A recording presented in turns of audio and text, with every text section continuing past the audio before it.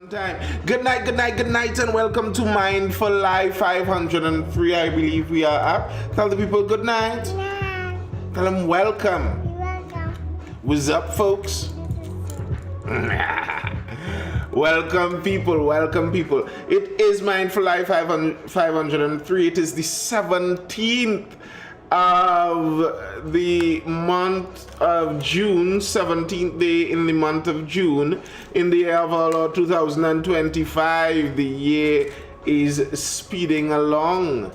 Welcome. Once you're on the inside, make sure you hit that like button, double tap the screen out there on TikTok. That's how you hit the like button out there. If you are wondering, it's a 2 taps on the screen for that like button out there on TikTok. If you are looking at this on YouTube, do hit that like button too. It really does help with the algorithm and all that good stuff. Hey, look, it's Tanti Ronnie. Say hey, Tanti Ronnie. Hey, Tanti Ooh, it's such fun having a mini person that you can teach to talk. You all should do such, you know. Pronatalism all the way. I say make the babies. Once things right, you know. Once things right. Get things in right order and make those babies, man. We need some young Trinis out here. Don't let them grow up on the tablet either. So they could actually learn the Trini accent nice and natural, you know. Allow the youths to speak a little Trini too now. And? Right. Alright, let's see if we could jump into some of the news stories. Financial recklessness. It's the mid-year budget we're looking at. The current government is looking for billions in increases, and they're trying to justify it with the opposition, which is made up of members of the last government. Also, the opposition is hotly at their trail over this and where the money is going to be spent and all of that. We have the Speaker of the House getting a little too into the argument, it may seem, and we could track some of the money and how it's being spent, how it was spent on the last regime, and see if that's a signal of things to come. How governments spend money. Then some issues coming out of some schools, some madness in schools. I saw one out of a school in Port of Spain. That one is blood curdling, but some others included in there. Some really terrible stories coming out from schools. We have a new commissioner of police looking to be installed. I think he was installed today. And we have the murder suspects for the young lady being caught. Yeah. All right, tell the people bye. Bye. I'm gonna go to bed. I'm going to go to bed. Laters. Later. All right, run along. To bed, to bed. Head inside. Oi, N. That way. Hey, that way.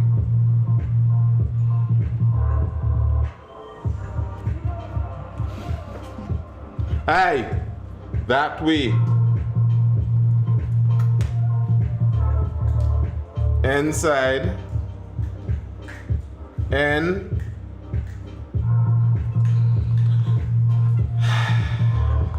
I tell you, welcome. Once you're on the inside, as I said, hit that like button. Why are daughters a handful? Bro, that's the way God intends it. That's the way God intends it, you know. It's a way for us to, we must soften and learn and mature. There are some people that say they believe people can never quite grow up until they are parents, and I don't know if I'd put it that carte blanche, that generalized, but I understand the idea. I do understand the idea. But as I said, I recommend it. Go out there and make the babies, people. I recommend it, 100 out of 100. Definitely something you should get done.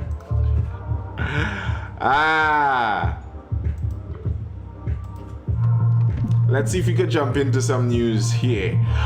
Financial recklessness.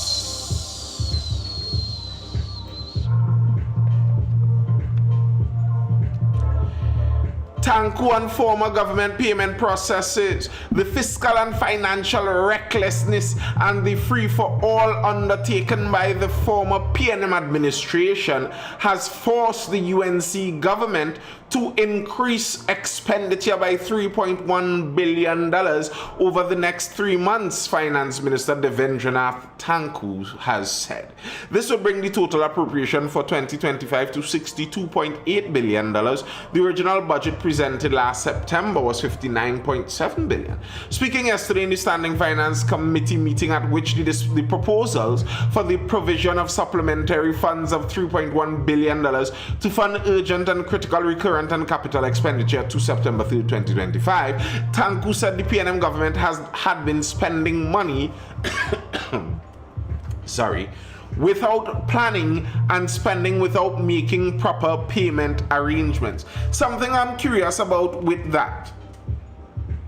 The breakdown on that extra money was so stupid. Well, there was so much stupid bacchanal with it, I could say that. Something I find curious on the increase there, the increase being asked.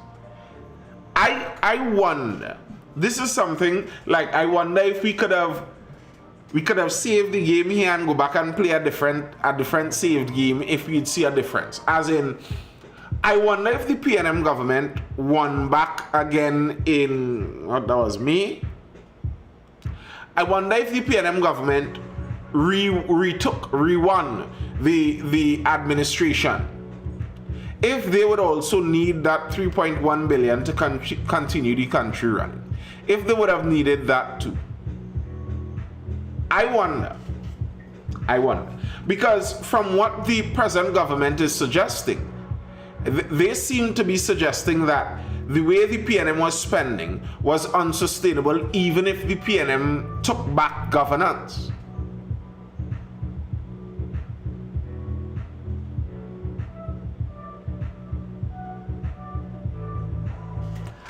That's what I wonder about, Ronnie. I wonder if the PNM was still there. If it was Stewie, Prime Minister Stewie, I wonder if we would have still needed that $3.1 billion. If the mismanagement of the PNM was as such. I honestly can't take anything they see about the nation's financial situation serious until next. I could see that. As a result of that, we have had a crash of the economy, he said, adding that at tomorrow's presentation of the mid-year review, more will be revealed about the effects of the crash on the economy and the ministries. Asked by former Finance Minister Colm Imbert how was the government going to finance the supplementation, given his statement that the economy had crashed, Tanku said he knew that Imbert was concerned because when the PNM left office, it literally abandoned the people of Trinidad and Tobago, having bankrupted the country. However, I can assure the honorable member that we have all the intentions and all the wherewithal to find the money to pay the allocations that we have proposed in today's session, Tanku stated. Those two things don't actually go together.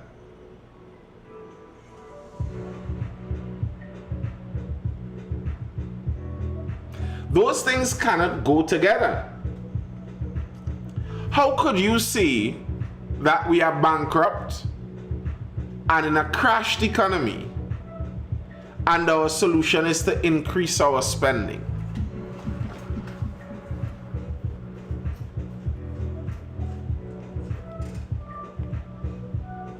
Like, I don't know.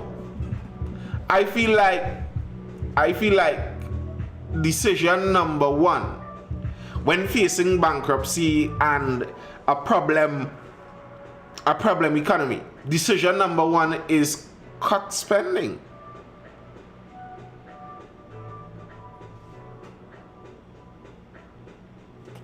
Like that, I don't know, maybe I am too ignorant of all of these economic maneuverings, but I would have thought with my simple mind that when facing bankruptcy and a poor economy, the first move would be to cut spending. not to increase it.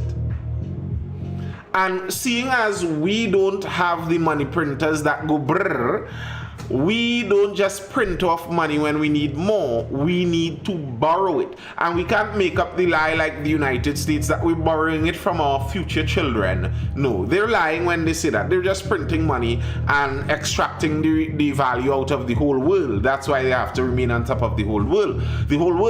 But in our case, we don't have that benefit. So we can't just print the $3.1 billion out of thin air. We have to get it borrowed from somewhere. And if we are facing bankruptcy and a crashed economy, would we be borrowing money? And if we're facing bankruptcy and a crashed economy, by and large, private sector financial institutions aren't going to lend money to a bankrupted administration.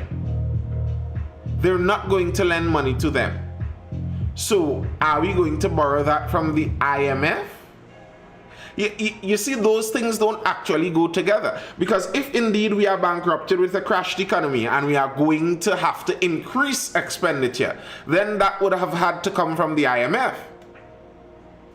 Or the reality is we aren't actually bankrupted, the economy isn't crashed, and this is an exaggeration in politics. Adventure Pro Ali says, and who is to blame for that?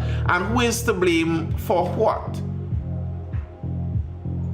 You see, this is the difficulty in assessing governance and looking at people in politics. People in politics say a lot of things, but the words don't represent truth necessarily. The words are just words.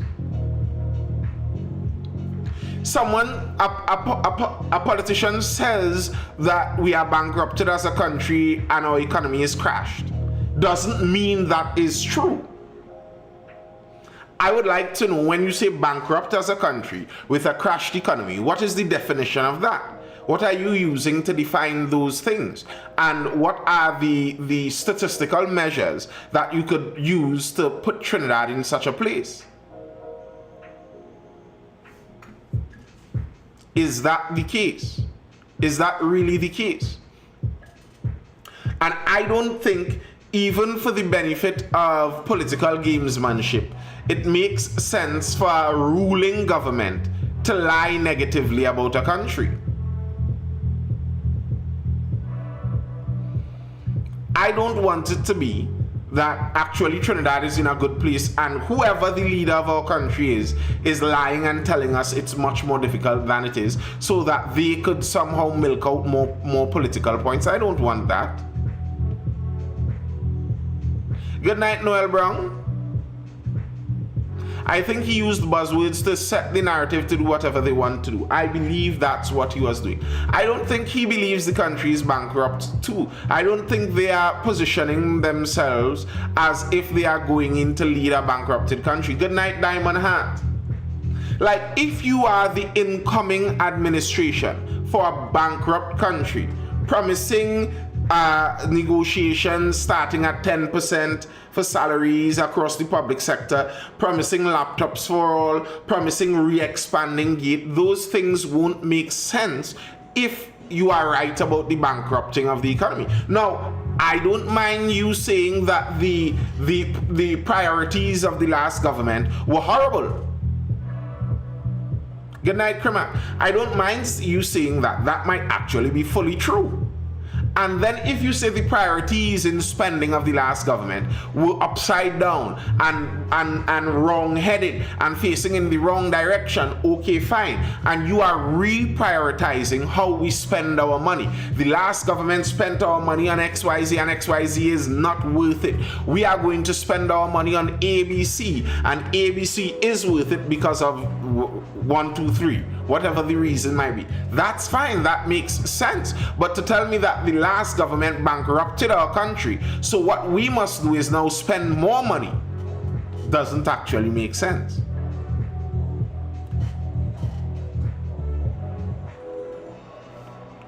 In response to another question from Imbert about the $1 million increase in the expenditure under the office of the president, Tanku said the president's office had to transfer money from one head to another head to cover the cost involved in the changing of the coat of arms.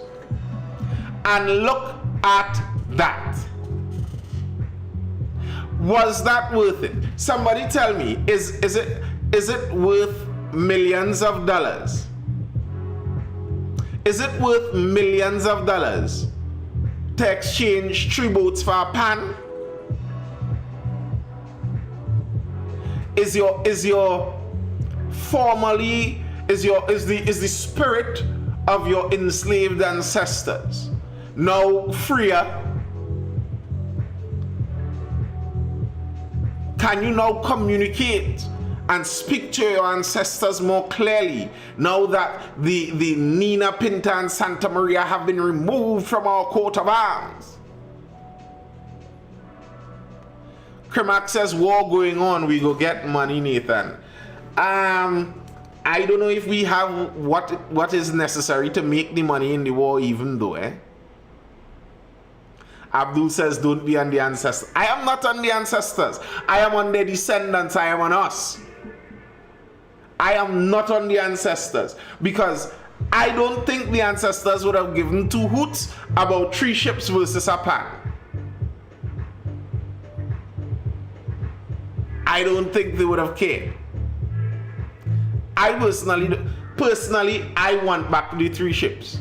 Call me, say I have internalized oppression from the years of colonial history, maybe. But I want back my 3 ships. No math today, Brian. What do you think of new agey consideration on addressing the matter of white collar crime in Parliament? I don't know what you mean. They will reopen Petrotrin. All right, good luck with that.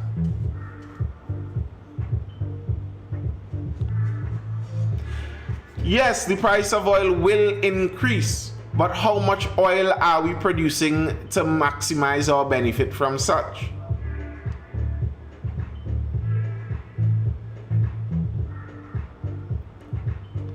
Yeah. Is it accessible? I mean, I am not angry if we get some more money in it. And I mean, granted, it's war and carnage and death and all of that evil stuff, but I don't mind getting more money. But are we actually positioned to do that? In response to a question from MP Marvin Gonzalez, it was revealed that the additional expenditure was necessary because of the changing of the coat of arms and the president's standard, pennant, and license plates, as well as for the purchase of the newly crafted public service medal, gold, silver, and bronze, which bear the coat of arms, for the national awards, and for the purchasing of ink for the printers at the office of the president. He said that was because of the under provision by the former government for obvious expenses that should have been factored in and catered for by a proper government.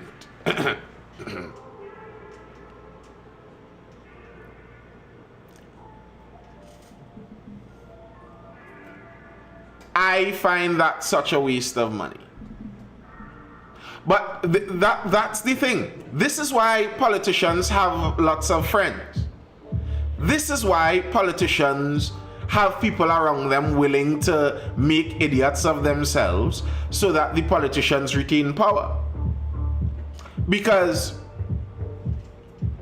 the reality is, somebody made money off of designing the coat of arms. Somebody made money off of changing the president's standards. Somebody made money off of changing the pennant. Somebody made money out of changing the custom-made license plate. Somebody made money out of the new public service medals, gold, silver, and bronze. Money was made all around. While people jumping up and down talking about ancestors and colonialism and all this nonsense about pan versus boat, somebody made money. Yes, Krimak, that was PNM. I know that. That's what I'm commenting on. It was the PNM. I'm aware. Somebody who was friends, who had friends in the right place, made money. It's like sometimes when I see government billboards around on the highway, like, I don't know, the cynicism for politics has reached to me at such a point where if I see a government billboard, the first thing that comes to my mind is I wonder how much they paid the advertising agency. I wonder how much they paid the printers. I wonder how much they paid the board rental company. I wonder how many people are feeding from this feeding trough while they're pretending to send us a nice message here. They put up a billboard saying the government cares about you, the poor people of the country. But in putting up that billboard, they spent $1 million plus paying to the wealthy people of the country.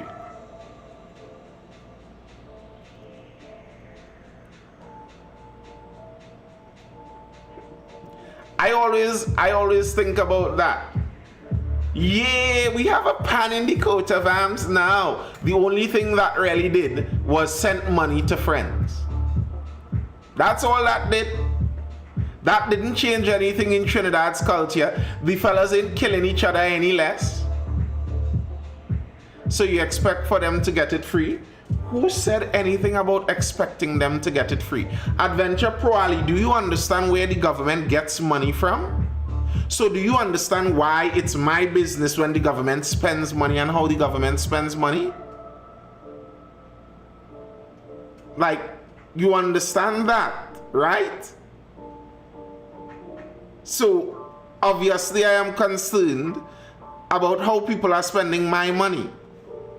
That's a shocker. You are okay, Adventure Pro Ali, maybe that's not a worry to you. Maybe you aren't bothered by how other people spend your money. But for me, that's something that, creates a little, a little something in my mind when I see people spending my money all frivolously and stuff, For me, just for me personally, it kind of ticks me off in a unique way. Maybe you like that. It's good for you. I think the panning coat of arms could inspire more patriotism from primary school level. I doubt. X for doubt. X is in the chat for doubt. Come on, Reeve.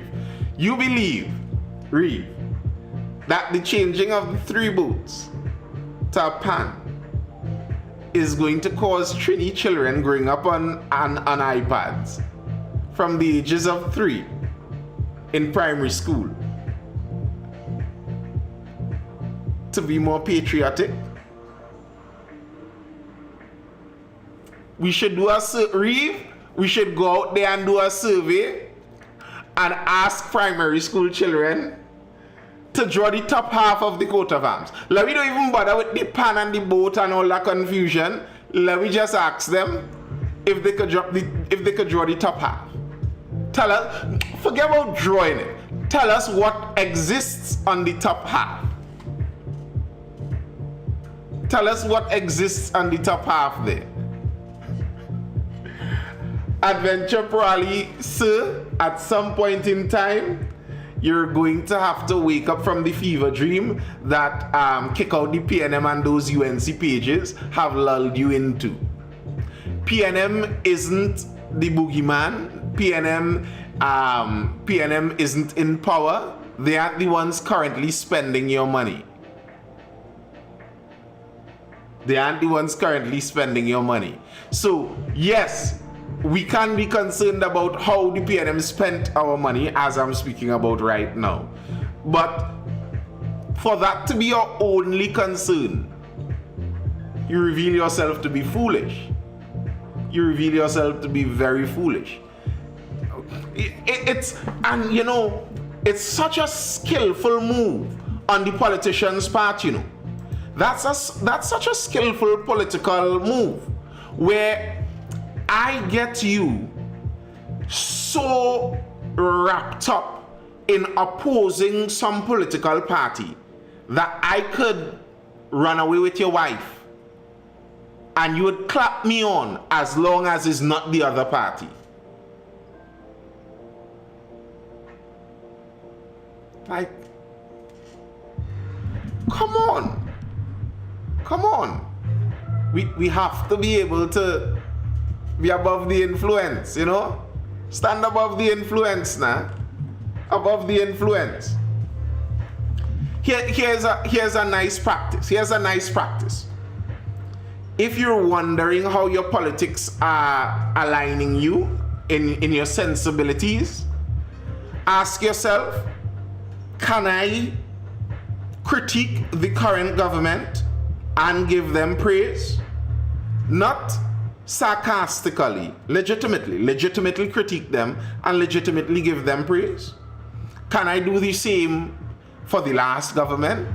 If you find yourself struggling with either of those, you may be in a bit of a problem. You may be in a bit of a problem.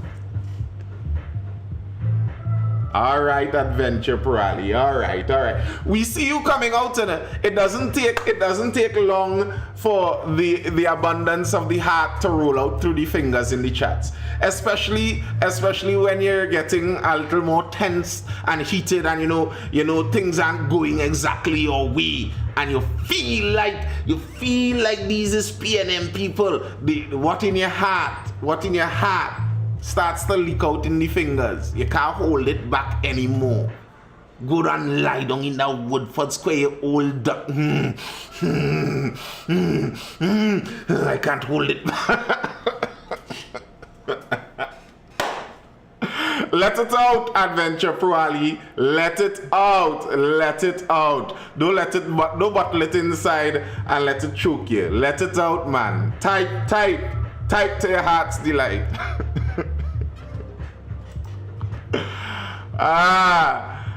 Tempers flare at SFC. Imbert criticizes chairman's conduct. That finance committee got heated. Tempers flared during a sitting during a heated session, of the Standing Finance Committee yesterday, as Justice Minister Devesh Maharaj revealed that legal fees had ballooned to nearly $100 million, while House Speaker Jagdeo Singh issued an apology for comments made during the proceedings. So the Bacchanal is to do with legal fees. Just as the PNM made quite a brouhaha about the UNC's, the People's Partnership's legal fees in the 2010 to 2015 period, well, the UNC is attempting to do the same on the PNM's legal fees too. And I don't mind that at all. Highlight it, because I do think something is quite wrong with that system. Like, why can't we hire lawyers? Why must our external legal fees be so high? I don't get that. That doesn't make sense to me. I think something much more sensible could be done. At least something much more sensible could be done, I think. But in attempting to question those fees, the neophyte MP out of Beetham, Mr. Marcel, he was going in, attempting to find out, because they are having they are asking for some supplementary finances for those legal fees. And he was attempting to ascertain whether the supplemental money being sent in there, whether that's for legal fees already incurred or for legal fees future. You see, what that question is seeking to put down there is whether you're saying indeed that this money we're trying to get here is to pay for what PNM already did, which is what they're suggesting.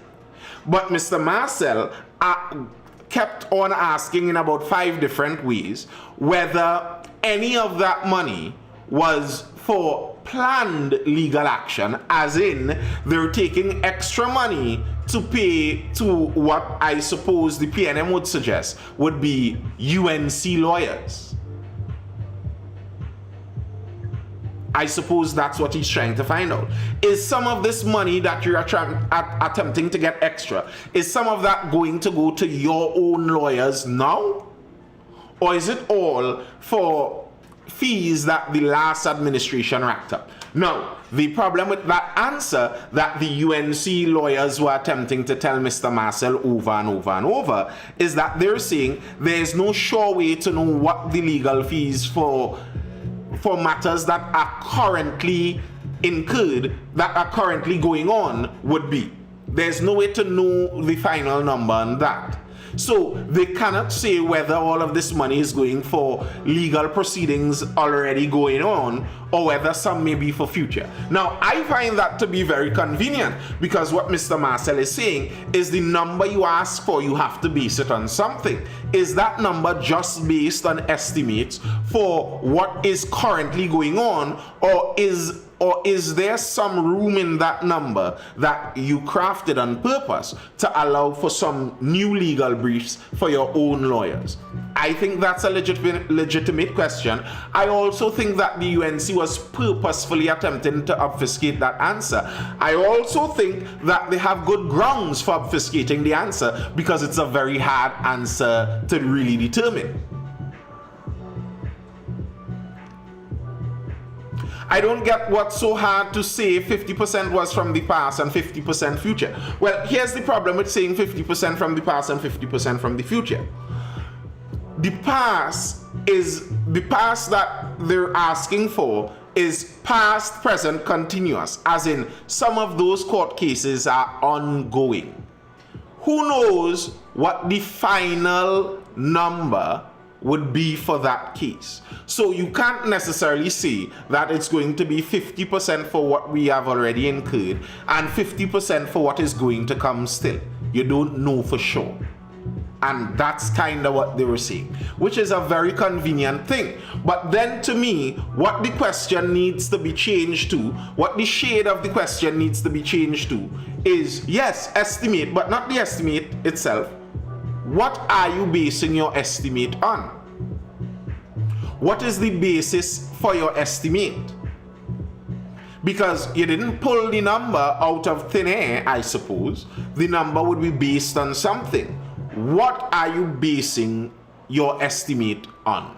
That's, I think, the more direct question. However, in repeating his question over and over and over, he eventually seemed to annoy the chairman of the committee, who was the current speaker, Mr. Jagdeo Singh, who is also a lawyer.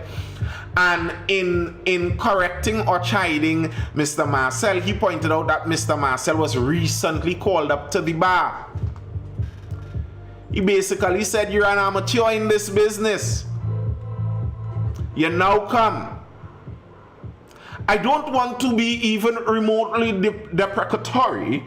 I understand that you've recently been admitted to the bar. It would be difficult, if not impossible, to allocate percentile amounts to past and future fees, he said. Now, that just called up to the bar comment got the PNM activated, apparently. That got the PNM activated. Because saying you don't want to be deprecatory doesn't change the fact that it's a deprecatory statement. You're telling the man basically he doesn't know what he's talking about because he's young in the business. That's an insult. And by and large, the chairman of those committees aren't really supposed to be inputting their opinion there. So the PNM went at him for that, and he eventually basically pulled back the statement, apologizing a bit. Let's look again about why every time I hear the government talk about a plan, I worry about my wallet.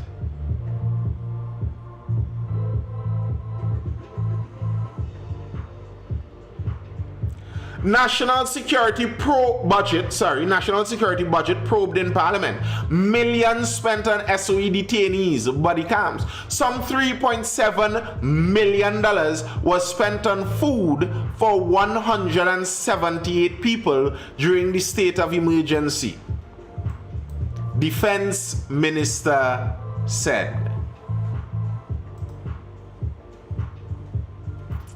$3.7 million was spent on food for 178 people.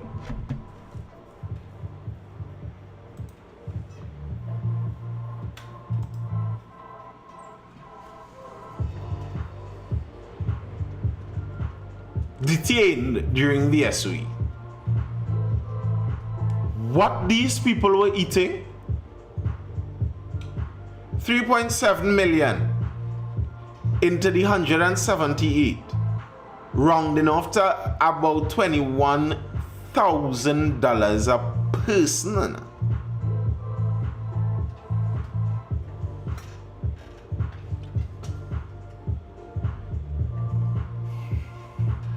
All of these people were not detained. All of these people were not detained for the entirety of the SOE. But let's say everybody, all 178, were detained for the full time and it went for 3 whole months. You as an individual eating $21,000 in food in 3 months? $7,000 of food a month?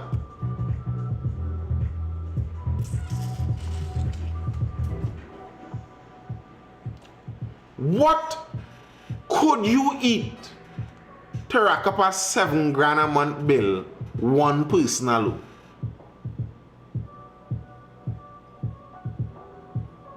Is caviar, prime steak,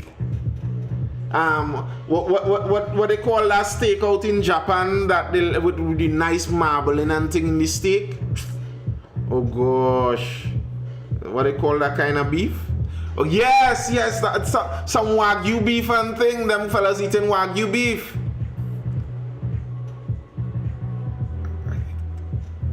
They washing it down with champagne. Fellas drinking champagne for dinner. When they making coffee, is only the most expensive. Like I can't even understand how to make a coffee cup even that expensive. You know what? They buying Starbucks coffee for breakfast.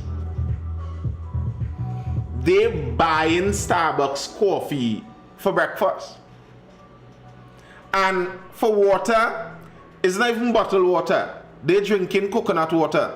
Chilled coconut water. Had to be chilled coconut water, topping up at 10 glasses of chilled coconut water per day.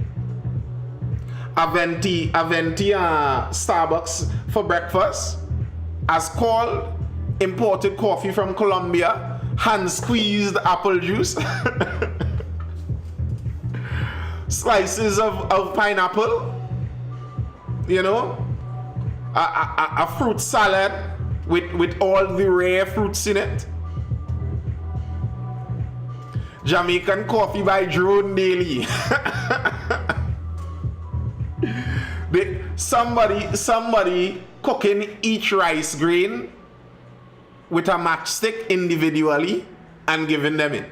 Each rice grain individually cooked to perfection. Cause no way, bro. How?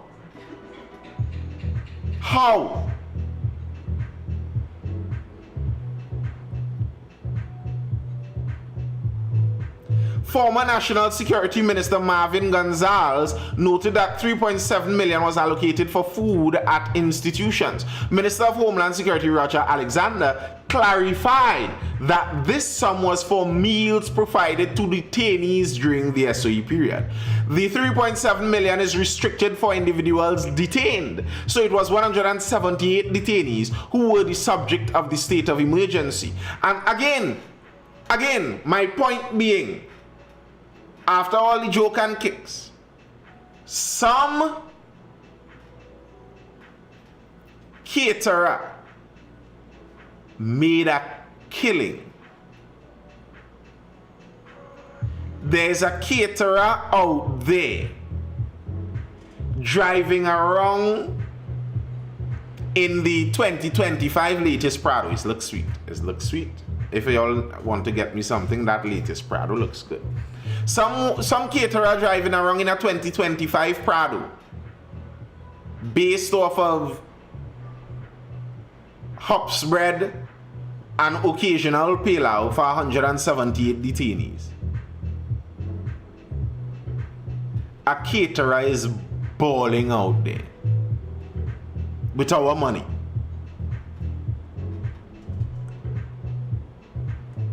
Gonzalez inquired about the money spent on food for officers, to which Sturge replied, the officers will be at a different line item.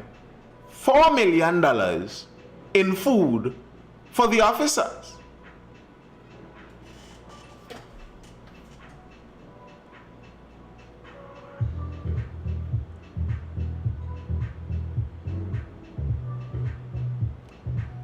So people made cook all around. And listen, no police officers in modern time missing meals. Them police always have food. So were you talking about $4 million to supply food for police? What? When?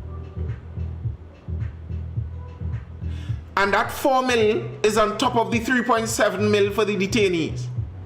Listen. Call that caterer by name. I want to know which caterer doing that kind of business out here.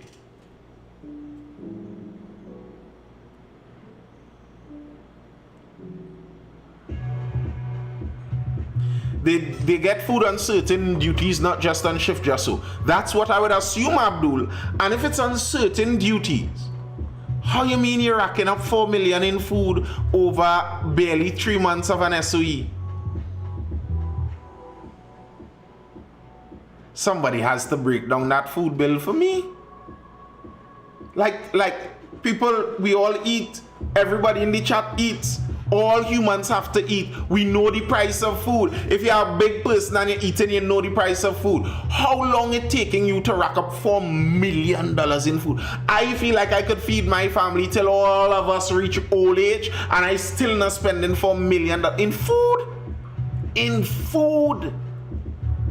Come now, man.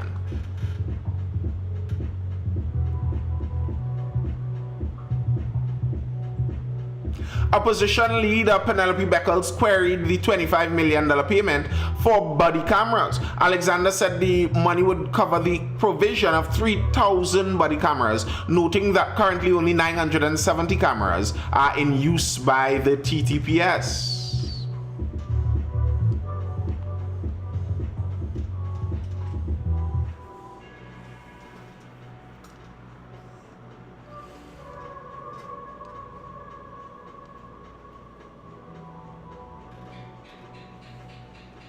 Gonzalez also queried a line item concerning rent, lease, office accommodation, and storage. Sturge explained this was for the rental of several buildings for the police service, noting that one is affiliated with the relatives of former government minister Faris Al-Rawi. This is why I say it's a small club and you're not in it. The police service is still paying the family members of Mr. Al-Rawi some money, allegedly. So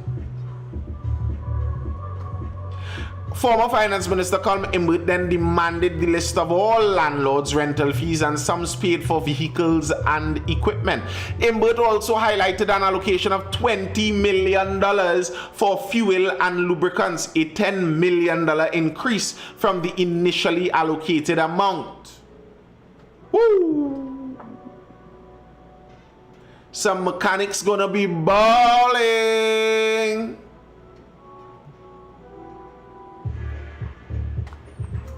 Some mechanic going to be balling. Changing oil out of police vehicles is a $20 million activity apparently.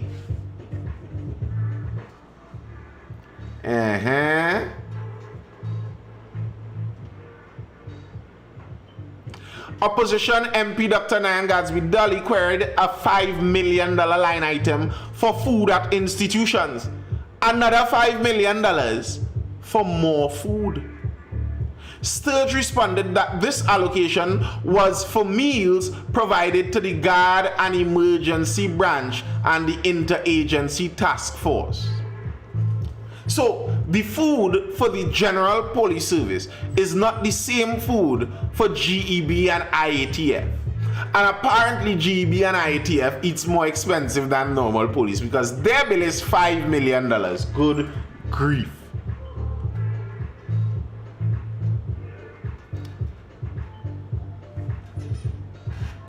Good grief.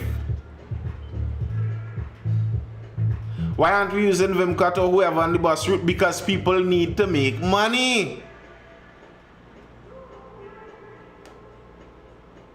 Yes, I would like to see the menu.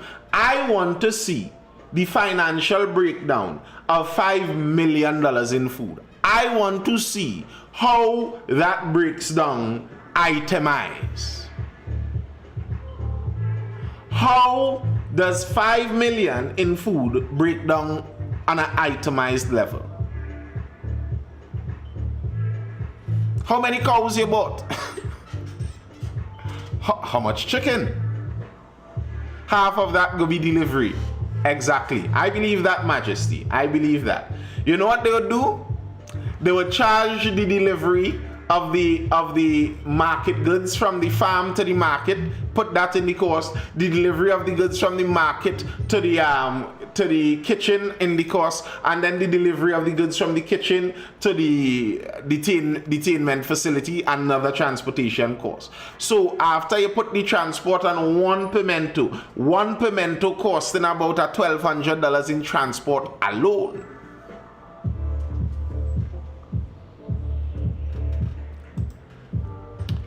Paria reveals lawyers' fees. Paria Trading Company Limited, which had cited safety concerns for the lawyers who were involved in the commission of inquiry into the Paria diving tragedy, should the amount they were each paid during the matter be made public, has issued redacted documents of the millions in fees after a trade unionist challenged the company's refusal to disclose the information. Let's just go down to the numbers there.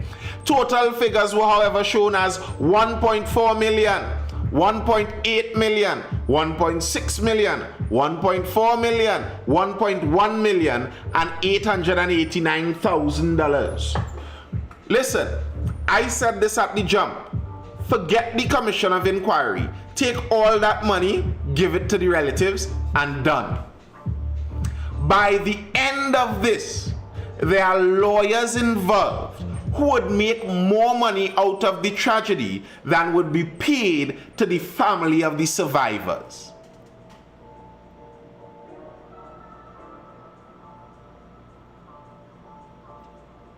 It's the Vehicle Maintenance Company of Trinidad and Tobago, Ronnie.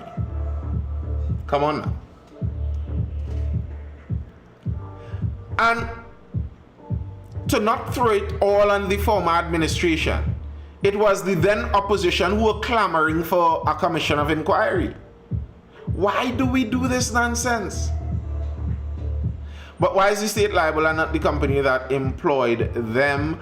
Well, I don't know about the liability in the long run. If you're talking about the lawyers, well, you're liable for your lawyers.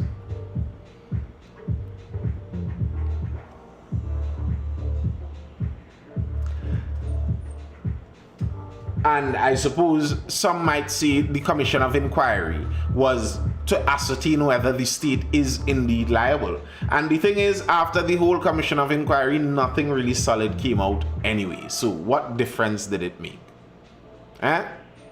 What difference did it really make? We weren't supposed to spend a cent on this, Rani says. Let's head into some school news. Let's head into some news out of our crazy schools. Schools are going haywire, apparently.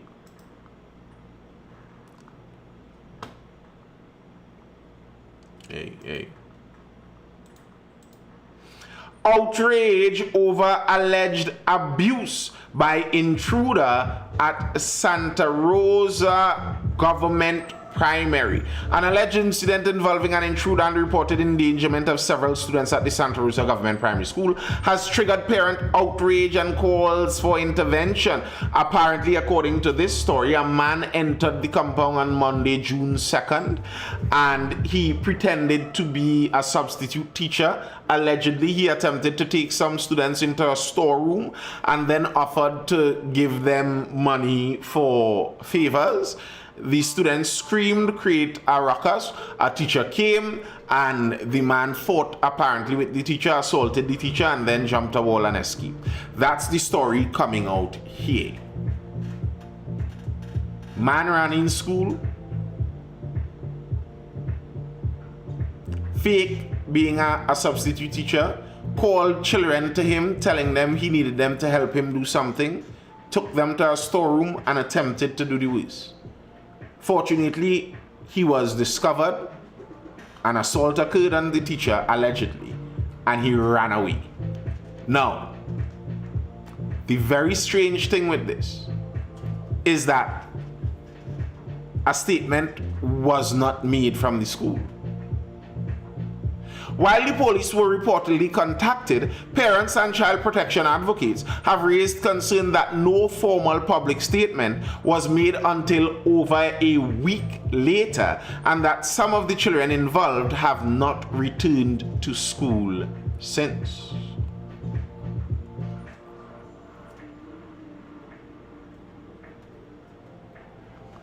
So apparently the school said nothing for quite some time. Police. Incident at East Primary School greatly exaggerated.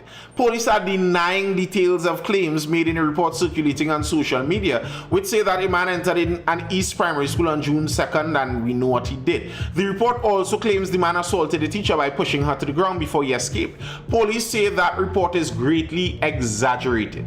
Contacted by Newsday, Senior Superintendent Sherman Maynard Wilson of the police's Northeastern Division said the report is not correct. There was somebody who was allowed to be on the compound, but then they verified that the person did not have the permission to be on the compound. By the time the police officers got there, the person was no longer on the compound. She said there was no report relating to any improper behavior towards children or the assault of a teacher. She said the police were only called to respond to a report of a person's unauthorized presence at the school.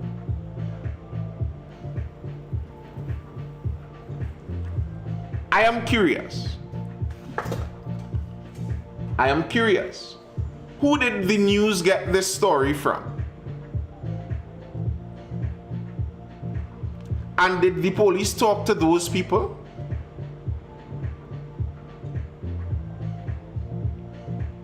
When they say there was no report relating to any improper behavior towards children, is that no report after you investigated and asked the children and those that were involved? Or might it be the case that the principal of the school, I'm just calling somebody, I don't know, might it be the case that the principal of the school told you, all's clear, the man has left, you all have nothing to worry about, bye-bye, and you all took that and left with that?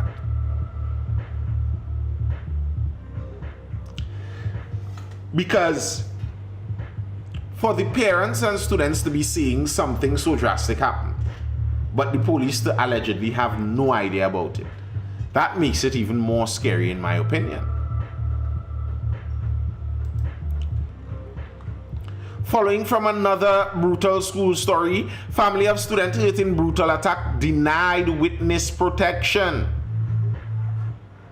A request for witness protection for the family of the student who was brutally attacked and severely injured at the southeastern Port of Spain Secondary School earlier this month has been denied. This after senior police officials confirmed the family failed to meet the criteria. Guardian Media understands the father of the 17-year-old, who is a police officer, applied for the family to receive police protection following the incident on June 3rd. The victim suffered a fractured nose, broken tooth, blood clots in the eyes, and other injuries. The father reportedly expressed concern about being denied protection and spoke of the family's fear and concern over possible backlash following the incident.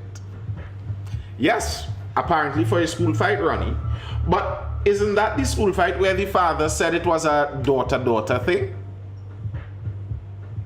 Didn't the father say that the whole issue came out of two daughters, two sisters?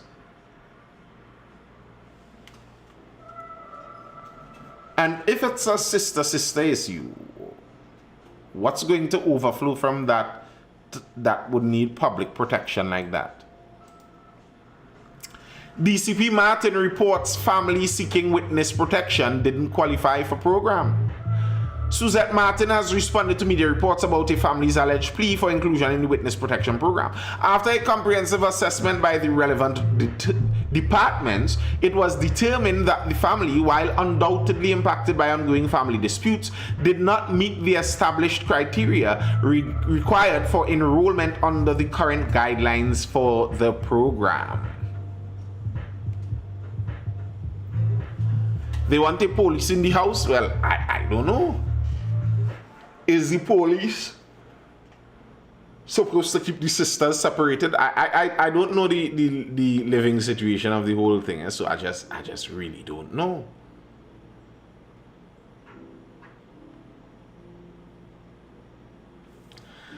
And let's close off with one interesting story. You know, I like my interesting stories here and there.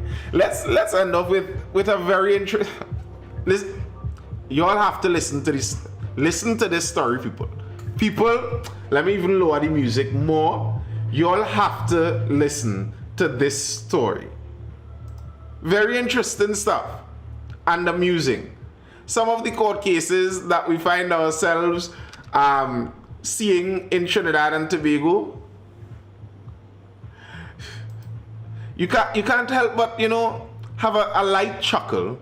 Have a light chuckle when you take them in. Jules Athens, greetings over there. Thank you, Aretha Miriam. All is well. Good night, good night. Let's get into the story. Handyman loses cohabitation lawsuit, fight over home. A 56, the man is 56, 56-year-old handyman has lost his legal battle to keep living at a house in Pittsburgh that belongs to an 83-year-old woman who has been declared mentally unfit to manage her affairs. In a ruling on June 17, Justice Ricky Rahim dismissed the man's application for a declaration that a cohabitation relationship existed and for a property adjustment order. He also ordered the man to surrender and deliver possession of the property to the woman's children, who are appointed as the committee of the patient by another judge under the Mental Health Act in February 2023, after she was diagnosed with dementia. According to the evidence, the man claimed he was in a common law relationship with the woman and that they had lived together at the home since 2009. 2009 is what? 16 years ago? So, allegedly, since he was 40 and since she was 69?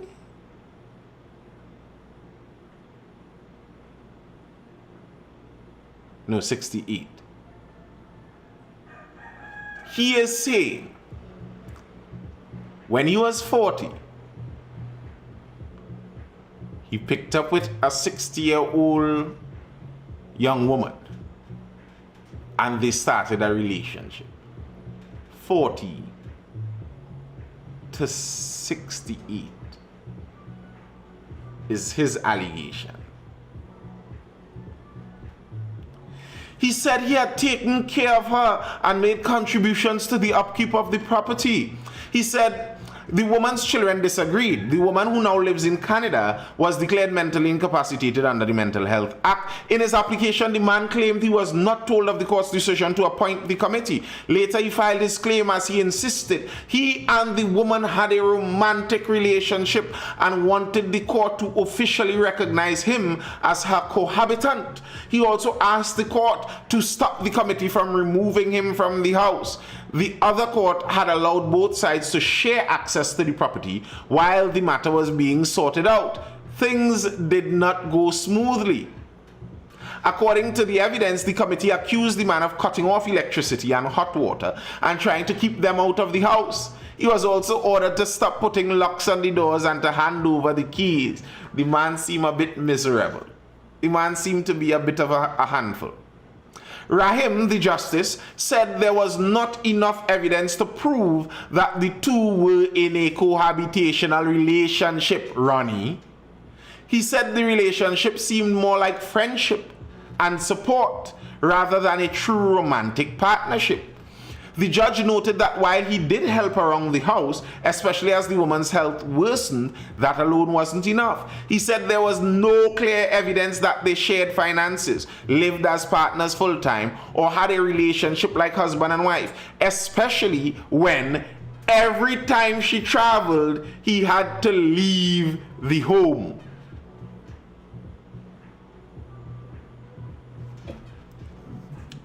Ronnie? He would have to prove it. It shouldn't be hard to prove if you and someone were in a relationship. There should be all kind of evidence to prove that. That shouldn't be a very difficult thing to do. Sounds like a smart man, to be honest. Sounds kind of like that to me too. The judge noted that while he did help, especially as women's health, right, this is not a reasonable action on her part in relation to someone who is a living partner akin to a husband. The court is of the view that this modus operandi leads to an inference of not living as husband and wife at that time. He has given no real evidence of prolonged intimacy, no evidence of sexual activities, no evidence of shared resources, such as income from either of them, the degree of financial dependence on each other, save and except his bare statement that any money earned was spent on upkeep of the house. The court, therefore, has found that in all of the circumstances, when all of the evidence presented to it is weighed, it is more likely than not he was a companion who facilitated her and whose housing needs were met at the same time. And listen, that's a lesson to the elderly, eh? That's a lesson to the elderly. Careful who you bring into your home. You bringing in someone thinking, all right, they may help me out and I'm helping them out. Next thing you know, when your mind get a little shaky out there, the person telling the world that they were jumping your old bones. Because listen,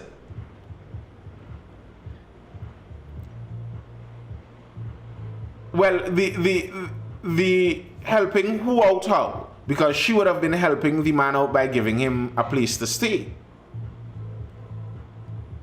Maybe he was. You see, listen. If that, well, my mother not on that, but if that was my mother in that position, I want to hold that smart man and rest some hand on him.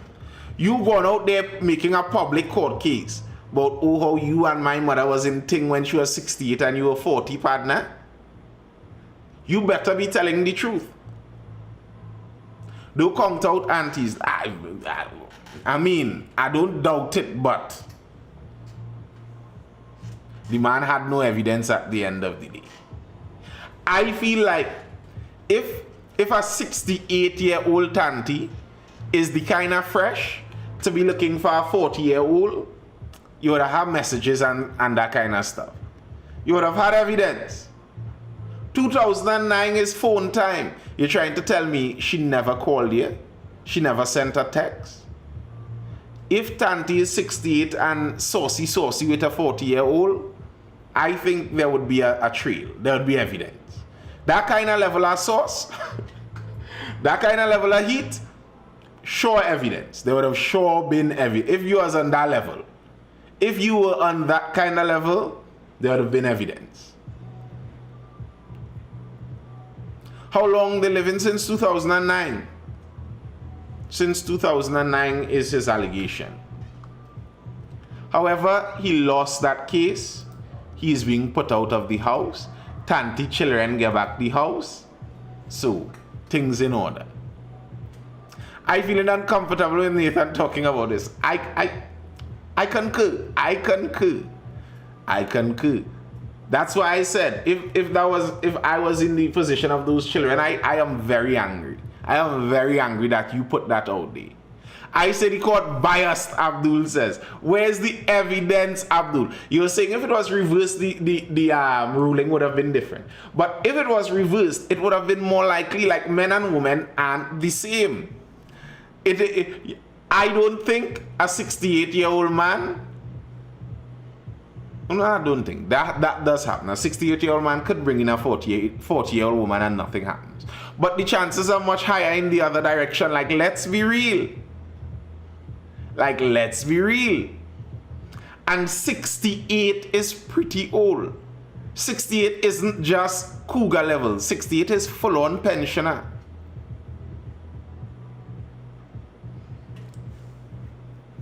If it was the other way around too, Uncle would have sure left a paper trail. The amount of messages. You might have pictures of Uncle in compromising positions. Uncle sending you. That's what I mean. If this was the kind of freakiness going on at that kind of age, I feel like you would have had freakiness evidence. Because that's not an average thing. Abdul, I can't even read that comment, bro. Abdul, on that note, let me look to head to bed. Granny, stop it. For sure they are keeping those pics. For sure they are. On that note, Abdul, you take it, brother. You take it. You see, this is why I have to stay out of the gym. I will go and sweat some football, you know, run a little lap here and there. Stay away from the gym. Stay away from the gym and this kind of... 68 is real old though, eh? 68 is real old, eh? And Ronnie, people... There are people with pics from since 2008, 2007 that they're storing in it. Come now, man. Give me a chance. Come now, man. That's crazy. No, it's not. Crazy for who? Those people are, they consider it difficult things they gain. 40 is not old. When it started, 40 isn't old. Ronnie, you blink and you're 40 just now, nah?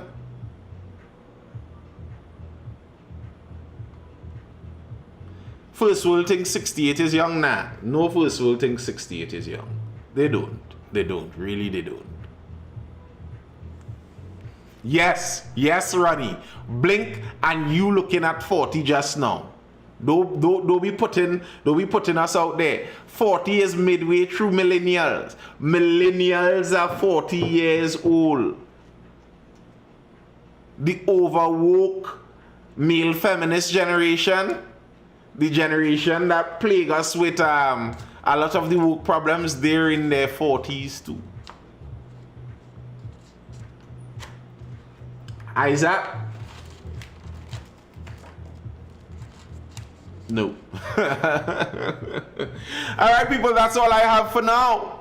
I hope you're educated, informed, or entertained. I am Nathan Springer. This has been the Mindful Live.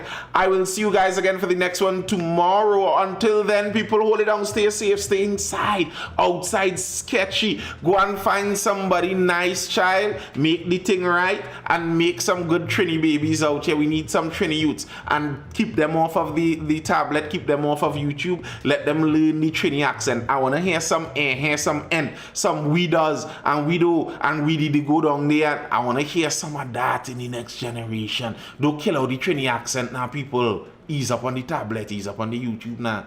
Your children sounding like Peppa Pig. Your children are sounding like Peppa Pig. Stop it. I want some Trini babies. Alright, people. Be mindful, not mindless. Peace. I'm out.